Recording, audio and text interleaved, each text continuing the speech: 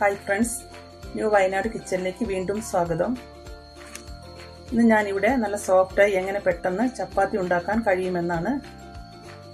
ചപ്പാത്തി മാവ് കുഴച്ച അപ്പോൾ തന്നെ നമുക്ക് വളരെ സോഫ്റ്റ് ആയി ചപ്പാത്തി ഉണ്ടാക്കാൻ പറ്റും.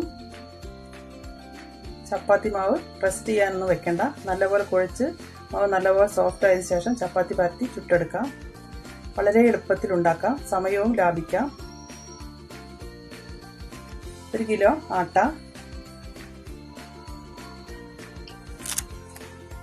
വെള്ളം തിളപ്പിക്കാൻ വെക്കാം. വെള്ളം 1 കപ്പ്,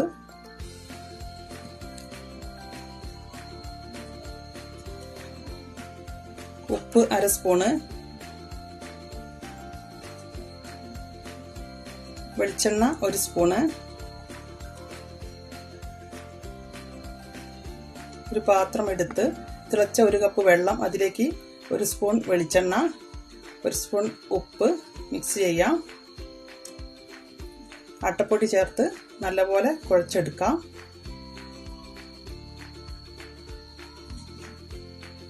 കൈ ഉപയോഗിച്ച് കുഴയ്ക്കാൻ പറ്റില്ല, തിളച്ച വെള്ളമാണ് ഒഴിച്ചത്. ചട്ടകം വെച്ചാണ് കുഴയ്ക്കുന്നത്. മാവിൽ വെള്ളം പോരെങ്കിൽ കുറച്ചും കൂടി തിളച്ച വെള്ളം തന്നെ ഒഴിക്കണം. നല്ലതുപോലെ ചട്ടകം വെച്ച് കുഴച്ച് സോഫ്റ്റ് ആക്കാം. കൈകൾ പൊള്ളാതെ നോക്കണം. ലേശം ഒന്ന് ചൂടാറിയ ശേഷം കൈ വെച്ച് നല്ലപോലെ മാവ് കുഴച്ച് സോഫ്റ്റ് ആക്കാം.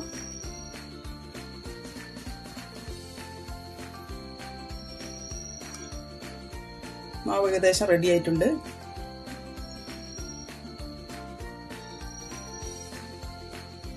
മാവ് സോഫ്റ്റ് ആയിട്ടുണ്ട്.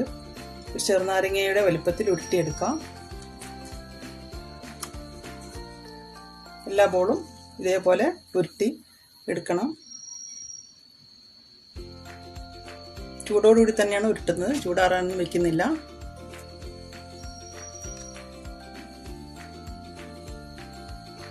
എല്ലാം ഇതുപോലെ തന്നെ ചെയ്തെടുക്കാം.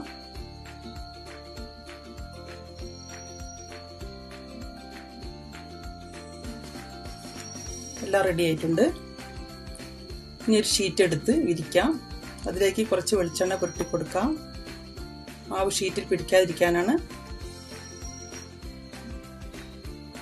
ഒരു ബോൾ എടുത്ത് നല്ല നൈസായി റൗണ്ട് ഷേപ്പിൽ പരത്താം.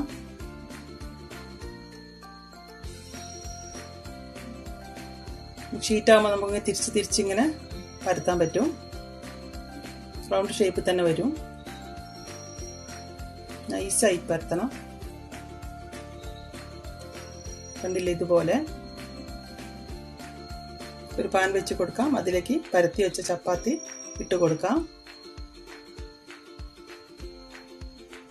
പൊടിയൊന്നും നമുക്ക് ചേർക്കണ്ട. ഇത് 2 സൈഡും വേവിച്ചെടുക്കാം.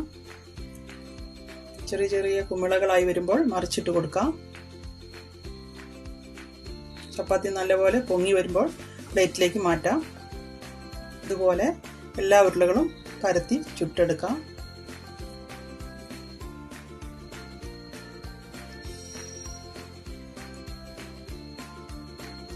എണ്ണയൊന്നും ചേർക്കണ്ട. ചപ്പാത്തി റെഡി ആയിട്ടുണ്ട്. കണ്ടില്ലേ, നല്ല സോഫ്റ്റ് ആയി. മുറിച്ച് കാണിച്ചു തരാം. കണ്ടില്ലേ, സോഫ്റ്റ് ആയിട്ട്. സബ്സ്ക്രൈബ് ചെയ്യണം. ലൈക്കും കമൻസും ഇടാൻ മറക്കരുത്. Okay, thank you.